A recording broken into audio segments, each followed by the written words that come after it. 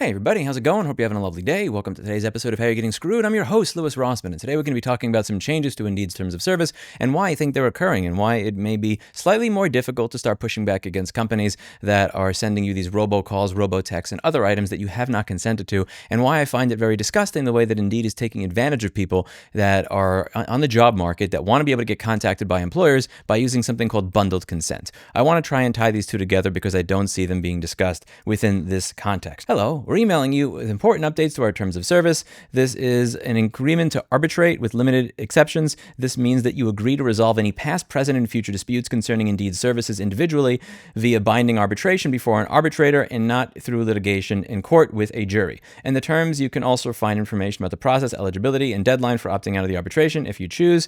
The way it works is essentially continued use of the service means that you are agreeing to it. You have 30 days to opt out.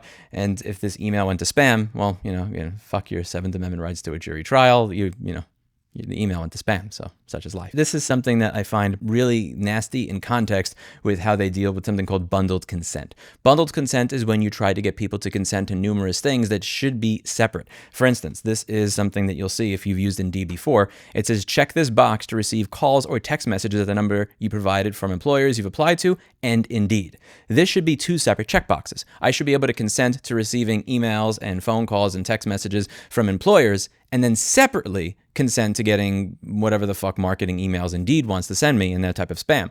What they're doing is they know that I want to be contacted by employers because I'm applying for a job that likely has 1 or 2 or 300 other people applying, and they know that if I'm an employer, I'm biased to choose whichever one makes it easiest for me. Unless there's somebody that's, freaking rocket scientist that's applying for my job willing to work for $8 an hour that has a Nobel Prize, maybe then I'll deal with somebody who's a little bit more difficult to contact. But for the most part, if you have 100 applicants in front of you, some of them make it easy to contact, the other one I have to dig through the resume or something. I'm going to click. If I have a lot to do, I'm going to click on the one that's available most immediately to me.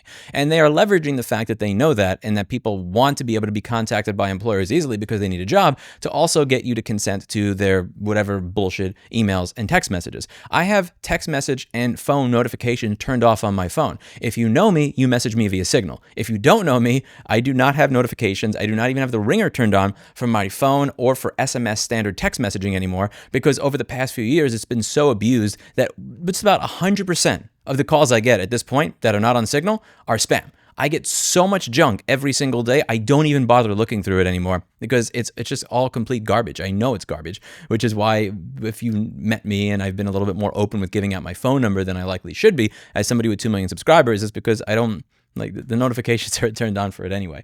So they know this, and they are leveraging this and twisting people's arm. Now, what does this have to do with the forced arbitration? Forced arbitration is a system where you give up your Seventh Amendment right to a trial, and you go through an arbitrator. The arbitrator is somebody paid for by the company forcing you into this agreement. So when Indeed says you're agreeing to forced arbitration, this is not some other separate thing that's funded by your local municipal government, the state government, or the federal government. This is something that's funded by Indeed. So Indeed is going to pay people to act as the judge and the jury, and then Indeed is going to be the one that is judged by these people. Who do you think is going to win most of the time? The arbitrator is going to want to keep their customer happy. Indeed is their customer. So imagine a courtroom where the judge was paid off by the person that you were suing.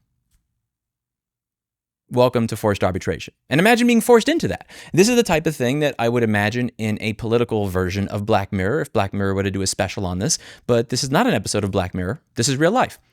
The person that is doing something that can be construed as illegal is going to be judged by the people that he's paying to judge him. You can't make this shit up. Welcome to the United States of America. So, and now that you understand what forced arbitration is, we have to go into the TCPA. The TCPA governs these types of auto opt-ins and bullshit where you're opting into these types of marketing messages that most people don't even realize they're opting into. A lot of websites will have 5 or 10 different checkboxes at the end of it, and they'll have their size 4 text with the really narrow font. And one of them will say, I want to hear more about discounts and this and that in your marketing materials. And a lot of people just forget to uncheck it. And there's also this types of bundled stuff. So there have been a lot of class action lawsuits that have been occurring recently, and they've been going up at a very, very large rate. These numbers are just insane. 85.3% of all TCPA filings in December 2024 were class actions. 85.3. I can pretty much guarantee this is the highest percentage of cases to be filed as a class action under any statute at any point in the history of our country. Oh wait, I lied. In November 2024, an insane 95.5% of TCPA filings were class actions. To add to the fun, a total of 2,788 TCPA cases were filed last year, up 67% from 2023. A 67% rise in TCPA suits year over year, folks. And considering that class actions now account for over 80% of those filings, 2024 saw the highest numbers of TCPA class actions in history. People are getting more and more pissed off at the fact that every time they pick up their phone, it's some robo-dial bullshit. And when they realize that who it is that opted them into this, when they actually have a target, they go after that target. And while class action lawsuits may primarily exist to make lawyers rich, and you may be very cynical and not really excited about them, I've got enough checks for $1.58 that I hang on my fridge because it's literally not worth my time to deal with logging into the two-factor authentication stuff on my phone so that I can deposit it using my banking app. It's not worth it. Like, I get it. Class action lawsuits mostly make lawyers rich, but they are one of the few methods we have in America when our regulatory body doesn't care about us to actually push back against these practices, punish the companies, and get them in trouble for doing this. So by forcing you to agree to forced arbitration, what they're saying is that when you are forced into this type of bullshit, if you start getting messages that you did not consent to in a way that violates the TCPA, you can't really do anything about it. Now, as you can see, the rules that exist right now, even if they are not perfect, do provide you some protection. However, these rules are rules that have been getting eroded. This is from the FCC, and this dates back to, I think, 2015. Revocation of consent. In 2015, the Commission clarified that consumers who have provided prior express consent to receive auto-dialed or pre-recorded calls may revoke such consent through any reasonable means. Keyword, any reasonable means. You could tell that this is written in a way to lean towards the consumer because they realize that most of these websites and companies are doing sneaky ass shit to try and sign you up, which means there has to be a really low barrier to what it is that allows you to cancel and get out of this. However, there is a rule that unfortunately got butchered this year by the courts. In January 2024, the U.S. Court of Appeals for the 11th Circuit vacated the FCC's one-to-one consent rule in Insurance Marketing Coalition Limited versus FCC. The court held that the FCC exceeded its statutory authority under the Telephone Consumer Protection Act by imposing restrictions beyond the statutory requirement of clear and unmistakable consent. The one-to-one consent rule would have modified the definition of prior express consent under the TCPA to require only one identified seller per customer's expression of consent, and that any communications from that seller may be logically and topically related to the interaction that led to that consent.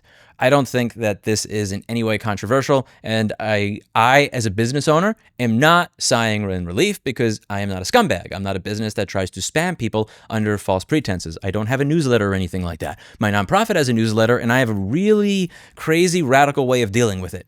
If you expressly signed up for my newsletter on my website, I will email you. If you have not signed up for my newsletter using a specific button on my website that is very, very obvious, then I will leave you the fuck alone.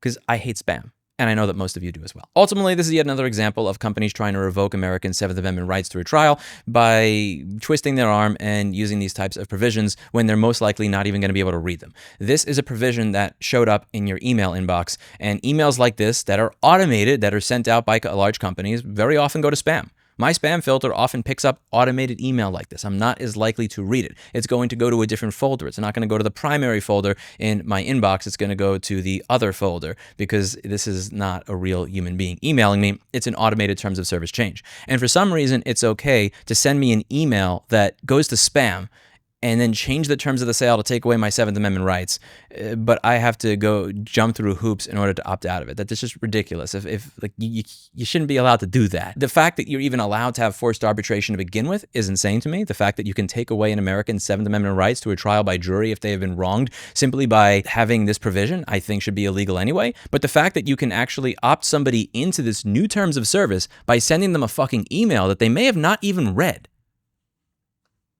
Can you imagine if I just sent out an email to every single one of my customers because I have them in a database saying that you consent to your warranty being lowered from 2 years to 2 months?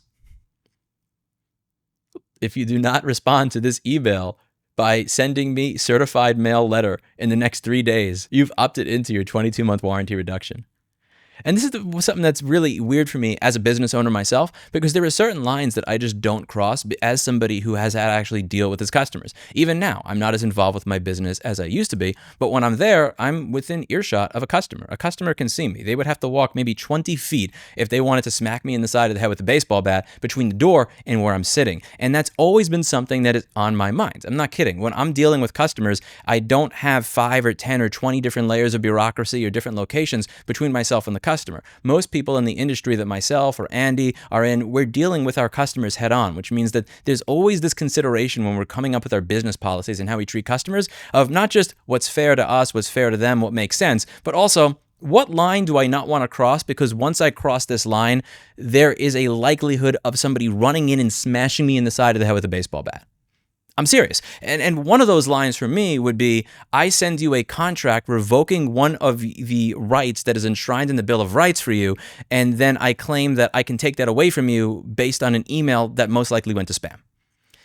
And at the same time that I'm doing that, I'm also saying that you have to receive marketing emails from me if you want to help get a job during a time when I know that you're likely unemployed because you're on Indeed to begin with.